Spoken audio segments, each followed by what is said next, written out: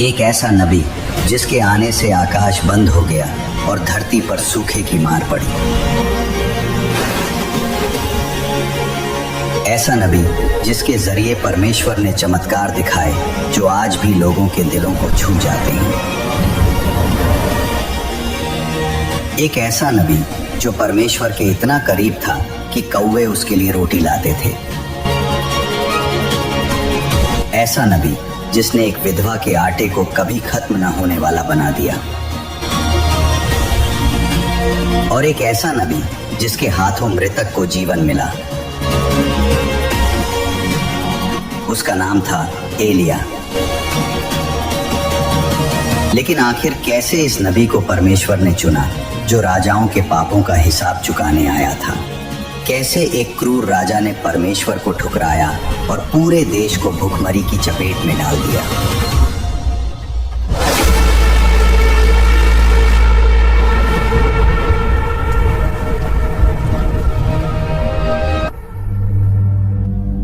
जब इज़राइल की धरती पर राजाओं का राज था, ये एक ऐसा समय था जब इज़राइल की भूमि जो कभी दूध और शहद से लबालब बहती थी, अब पापों के बोझ तले दबी हुई लग रही थी।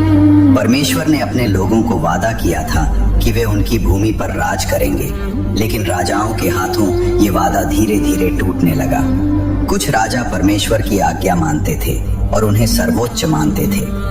वे प्रार्थना करते, मंदिरों में बलिदान चढ़ाते और लोगों को एकेश्वरवाद की राह दिखाते। उनके शासन में शांति होती, फसलें लहलहाती और पड़ोसी देशों से भय न लगता। लेकिन कुछ राजा अपनी मर्जी के मालिक थे। वे परमेश्वर को नकारते थे और वे सारी बुराइयां करते थे जो परमेश्वर को नापसंद थीं। ये राजा सत्ता के नशे में चूर हो जाते। वे विदेशी देवताओं की पूजा करने लगते, अपनी प्रजा पर अत्याचार करते और परमेश्वर के नियमों को पैरों तले रौंदते। जब पाप बढ़ जाते, परमेश्वर कोई नबी भेजते और लोगों को चेतावनी देते। ये नबी परमेश्वर के दूत होते जो सच्चाई की आवाज बनते। वे राजाओं के महलों में घुसते, लोगों के बीच चिल्लाते और कहते कि सुधार हो वरना विपत्ति आएगी।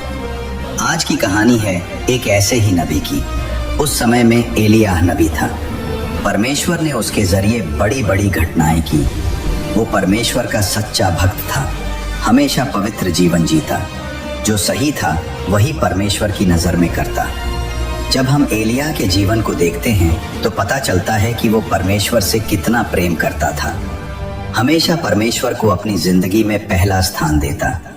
उसके जीवन में कई ऐसी घटनाएं घटी जो हमें रोमांचित कर देती हैं। कल्पना कीजिए, एक साधारण आदमी जो पहाड़ों की गोद में रहता है, अचानक परमेश्वर की आवाज सुनता है। वो आवाज इतनी स्पष्ट कि हड्डियां कांप जाती। एलिया का जन्म गिलाद नाम के एक छोटे से इलाके में हुआ था। गिलाद पहाड़ी इलाका था जहां जंगल घने थे और नदियां बहती। वहां के लोग भेड़ बकरियां चराते, खेती करते। लेकिन एलिया अलग था। बचपन से ही वो परमेश्वर की ओर आकर्षित था। वो अकेले जंगलों में घूमता, प्रार्थना करता। लोग कहते कि वो परमेश्वर से बातें करता है। जैसे ही वो बड़ा हुआ, परमेश्वर ने उसे चुना। पहली राजाओं की किताब के 17वें अध्याय के 21वें पद में लिखा है, उन दिनों इज़राइल के राजा भगवान को नाराज करने वाले काम ही करते थे। वे अपने कर्मों से प्रभु को क्रोधित करते थे। ये एक ऐसा दौर था जब इज़राइल दो हिस्सों में बढ़ चुका था, उत्तर का इज़राइल और दक्षिण का यहूदा। लेकिन उत्तर के इज़राइल में राजाओं का चरित्र सबसे खराब था। वे ओमरी वंश के थे जो बुराई की जड़ें गहरी कर रहे थे। अहाब नाम का राजा था। वो ओमरी नाम के राजा का बेटा था। इज़राइल पर 32 साल तक राज किया। वो ऐसा राजा था जो अपने पूर्वजों से भी ज्यादा बुरा था। परमेश्वर को नाराज करने वाले सारे काम किए, जबकि परमेश्वर का आदेश था कि मुझे छोड़ किसी और को परमेश्वर करके मत मानना। इज़राइल के लोग मूसा के नियमों से बंधे थे। 10 आज्ञाओं में पहली ही ये थी कि कोई अन्य देवता न पूजो। लेकिन अहाब ने इसे तोड़ा। उसने बैल की पूजा के लिए एक मूर्ति बनाई, बैल के लिए महल बनवाया, उसके लिए वेदी तैयार की। समरिया शहर में उसने बैल के मंदिर का निर्माण कराया, सोना चांदी से सजाया। लोग आते, बलिदान चढ़ाते। अहाब खुद वहां जाता, पूजा करता। ये सब देखकर परमेश्वर का क्रोध भड़का, लेकिन अहाब रुका नहीं और ऊपर से सिदोन के राजा की बेटी इजेबेल से शादी कर ली। वो एक घमंडी, क्रूर और बहुत बुरी औरत थी। इजेबेल फोनिशियन थी, जहाँ बैल पूजा प्रचलित थी। वो अपनी मातृभूमि के देवताओं को इजराइल लाई।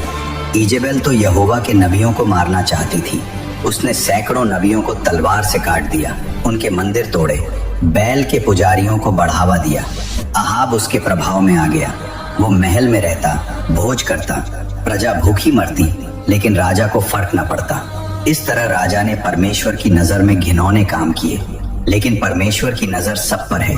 वो अच्छे काम देखता है और बुरे काम भी। उसकी नजर हमेशा इजराइल पर रहती है, इसलिए वो समय समय पर अपने नबियों के जरिए संदेश भेजता है, ताकि लोग सुधर जाएं और पश्चाताप करें। अहाब के शासन में पाप चरम पर था। लोग परमेश्वर को भूल गए, वे बैल की पूजा में डूबे। बच्चे भी मंदिरों में जाते। इजेबेल ने स्कूल जैसे बनाए, जहां बच्चों को बैल की कहानियां सिखाई जाती। अहाब ने कर बढ़ाए, सड़कें बनवाई, लेकिन प्रजा दुखी। पड़ोसी देशों से युद्ध होते, लेकिन राजा की महत्वाकांक्षा कभी न रुकी। वो सोचता कि बैल उसे शक्ति देगा, लेकिन परमेश्वर चुप न थे। वे इंतजार कर रहे थे एक ऐसे नबी का जो सच्चाई की तलवार चला दे। एलिया का आगमन इसी क्रम में हुआ। वो एक यायावर था, लेकिन परमेश्वर का चुना हुआ। उसकी आंखों में आग थी, दिल में भक्ति। जब वो राजा के दरबार में पहुंचा तो सन्नाटा छा गया। अहाब ने देखा एक साधारण चरवाहा सा आदमी, लेकिन एलिया की आवाज गूंजी। वो बोला, जिस प्रभु के सामने मैं खड़ा हूँ, उस यहोवा ने कहा है कि आने वाले दिनों में जब तक मैं न कहूँ, न बारिश होगी न ओस पड़ेगी। ये शब्द धमाके जैसे थे। राजा का चेहरा लाल हो गया। इजेबेल ने चिल्लाया, लेकिन एलिया चला गया। कुछ दिनों में एलिया की भविष्यवाणी सच होने लगी। आकाश में बादल नजर न आए, सूरज तेज चमका, धरती तपने लगी। लोग सोचने लगे कि ये क्या हो रहा है।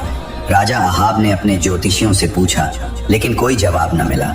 इजेबेल ने बैल मंदिर में प्रार्थना की, लेकिन बारिश न हुई। प्रियजनों, वहां सूखा पड़ने वाला था। जहां ओस न हो वहां बारिश कैसे, और बिना बारिश के फसलें कैसे उगेंगी। ये परमेश्वर का क्रोध था जो राजा के कर्मों से भड़का। देश में भुखमरी आने वाली थी, भोजन की कमी होनी थी। नदियां सूखने लगी, कुएं खाली, लोग घास खाने लगे, बच्चे रोते। लेकिन एलिया कहाँ था? परमेश्वर ने उसे सुरक्षित रखा। इसलिए परमेश्वर ने एलिया से कहा, उठो, वहां चरित की नदी के पास जाओ। मैंने वहां के कौओं को आदेश दिया है कि वे तुम्हें खिला दें। नदी का पानी पियो। बस कल्पना कीजिए, कितना सुंदर दृश्य। कौआ परमेश्वर के भक्त को रोटी लाकर खिलाता है। परमेश्वर कैसे अनोखे इंतजाम करते हैं। ये दृश्य ही कितना रोमांचक है। एलिया ने परमेश्वर की अनुमति ली और चरित की धारा के पास छिप गया। चरित एक छोटी सी धारा थी जो पहाड़ों से निकलती। जंगल घना, पेड़ ऊंचे। एलिया वहां एक गुफा में रहा। सुबह होते ही कौवे आते। एक कौवा चोंच में रोटी का टुकड़ा, दूसरा मांस का। एलिया धन्यवाद देता, पानी पीता। दिन बीतते गए, सूखा बढ़ता गया। राजा के सैनिक एलिया को ढूंढते, लेकिन परमेश्वर ने उसे छिपा रखा। ये परमेश्वर का न्याय था। प्रियजनों, ये घटना हमें सिखाती है कि परमेश्वर अपने भक्तों की रक्षा कैसे करता है। जब दुनिया दुश्मन बने, परमेश्वर पक्षी भेजते हैं। एलिया प्रार्थना करता। वो सोचता कि राजा कब सुधरेगा, लेकिन अहाब कठोर था। वो और मूर्तियां बनवाता। प्रजा दुखी, किसान रोते, फसलें मुरझाएं, बाजार खाली, लेकिन कौवे न रुके। हर सुबह हर शाम एलिया का विश्वास बढ़ता। सब चलता रहा, लेकिन सूखे के कारण धारा भी लंबे समय तक पानी देती रही। बारिश न हुई तो धारा सूख गई, पानी की बूंदें रुक गईं। एलिया घबरा गया, लेकिन उसके पास एक ही रास्ता था, परमेश्वर से प्रार्थना। वो घुटनों पर बैठा, आंसू बहाए। हे परमेश्वर, तुम्हारा वचन सत्य है, अब क्या? तब परमेश्वर ने कहा, उठो, जेरेफात शहर जाओ। वहां एक विधवा को मैंने आदेश दिया है कि वो तुम्हें खिला दे। जेरेफात सिदोन का शहर था, इजेबेल का क्षेत्र। लेकिन परमेश्वर का आदेश। एलिया चला, रास्ता कठिन, पहाड़ चढ़े, जंगल पार किए, प्यास लगी, लेकिन विश्वास पर चला। प्रियजनों, ये यात्रा हमें सिखाती है कि परमेश्वर के रास्ते पर कांटे होते हैं, लेकिन अंत में फूल। एलिया ने परमेश्वर की आज्ञा मानी और जेरेफात की विधवा के पास चला। शहर के द्वार पर पहुंचा, देखा एक विधवा लकड़ियां इकट्ठा कर रही है। उसके चेहरे पर थकान, कपड़े फटे, बाल बिखरे। एलिया को पता था यही वही विधवा है। उसके पास गया और बोला, मुझे पानी लाकर पिलाओ, साथ में रोटी भी लाओ। विधवा चौंकी, बोली, ये भूखमरी का समय, रोटी कहाँ? लेकिन एलिया का विश्वास अटल।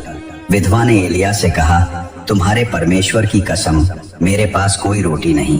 प्रियजनों, इस घटना से पता चलता है कि परमेश्वर ने विधवा से सचमुच कहा था, इसलिए उसने एलिया से कहा, तुम्हारे परमेश्वर की कसम। वरना विधवा को कैसे पता कि एलिया परमेश्वर का आदमी है? विधवा ने आगे कहा, मेरे पास एक मुट्ठी आटा है, कुछ तेल का भंडार है। मैं ये लकड़ियां ले रही हूँ ताकि आटा और तेल से रोटी बनाऊं, बेटे को खिलाऊं, खुद खाऊं, फिर हम दोनों मर जाएंगे। विधवा का यही विचार था, क्योंकि भूखमरी के दिनों में उसके पास बस थोड़ा सा आटा और थोड़ा सा तेल बचा था। पति मर चुका था, बेटा छोटा था और सूखे ने पूरे इलाके में भारी संकट ला दिया था। वह लकड़ियां बटोर कर बेचती थी, मगर अब बाजार सूने पड़े थे, लोगों के पास खाने को भी नहीं था।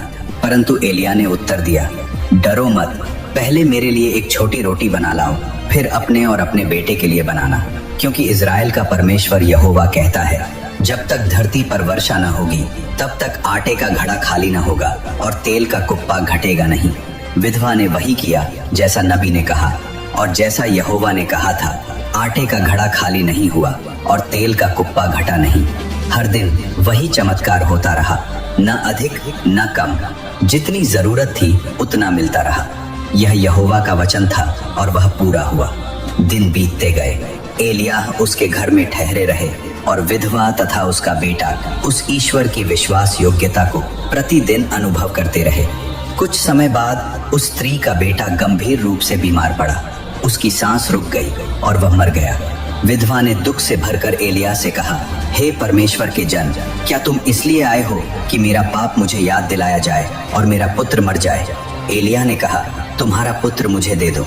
वह बच्चे को ऊपर अपने कमरे में ले गया, उसे अपने बिस्तर पर लिटाया और यहोवा से प्रार्थना की, हे मेरे परमेश्वर यहोवा, क्या तू इस स्त्री पर जिसने मुझे आश्रय दिया विपत्ति ले आया है? हे यहोवा, इस बच्चे के प्राण उसे लौटा दे। एलिया ने 3 बार बच्चे पर अपने आप को फैलाया और फर्वेंटली प्रार्थना की, और यहोवा ने एलिया की सुन ली। बच्चे में फिर से प्राण लौट आए। एलिया उसे नीचे उसकी माँ के पास ले आया और बोला, देख, तेरा पुत्र जीवित है। विधवा आनंद और श्रद्धा से भर उठी। उसने कहा, अब मुझे मालूम हुआ कि तुम परमेश्वर के सच्चे जन हो और यहोवा का वचन जो तुम्हारे मुख से निकलता है वह सत्य है। प्रियजनों, इस घटना से हमें एक गहरी सीख मिलती है। जब हम परमेश्वर के जनों का सम्मान करते हैं, न कि इसलिए कि वे मनुष्य हैं, बल्कि इसलिए कि वे परमेश्वर की बुलाहट में चलते हैं, तब हम स्वयं परमेश्वर का सम्मान करते हैं। बाइबल सिखाती है कि जो किसी नबी को नबी होने के कारण ग्रहण करता है वह नबी का प्रतिफल पाएगा, और जो किसी छोटे से छोटे परमेश्वर भक्त को भी आदर देता है उसका प्रतिफल खोया नहीं जाता। इसलिए हमें किसी को तुच्छ नहीं समझना चाहिए, चाहे वह कितना ही छोटा क्यों न लगे। परमेश्वर दिल को देखता है और वह उन लोगों को प्रतिफल देता है जो उसके सेवकों के साथ प्रेम, आदर और विश्वास से व्यवहार करते हैं। इसके साथ ही हमें हमेशा सेवा के लिए तैयार रहना चाहिए। साधन सीमित हो या अवसर कम, यदि मन में सच्ची सेवा की इच्छा हो तो परमेश्वर स्वयं मार्ग बनाता है। एलिया का जीवन हमें इसी सत्य की ओर इंगित करता है। उसने वही किया जो यहोवा ने कहा और परमेश्वर ने हर परिस्थिति में उसकी सहायता की। समय बीत गया, सूखा समाप्त हुआ, वर्षा आई और परिस्थिति बदली, परंतु इस कहानी की सीख आज भी अमर है। परमेश्वर अपने वचन को पूरा करता है और विश्वास करने वालों को निराश नहीं करता। एलिया की कहानी यहाँ खत्म नहीं होती। असल चुनौती तो अब उसके सामने खड़ी होने वाली है। इजाबेल और उसके निष्फल देवता बाल के झूठे भविष्यवक्ताओं से एक ऐसा सामना जिसने इतिहास की दिशा बदल दी। क्या होगा जब एलिया परमेश्वर के सामर्थ्य पर खड़े होकर उनसे भिड़ेगा? कैसे परमेश्वर अपनी महिमा प्रकट करेंगे? मैं अगला पाठ लेकर आऊंगा और उसमें आपको इस अद्भुत और रोमांचक घटना का पूरा वर्णन बताऊंगा। यकीन मानिए, आप वो पाठ बिल्कुल मिस नहीं करना चाहेंगे। तब तक हमारे चैनल से जुड़े रहें और इस वीडियो को अपने प्रियजनों तक साझा करें ताकि उनके जीवन में भी आत्मिक उन्नति आ सके। आप सभी को जय मसीह की।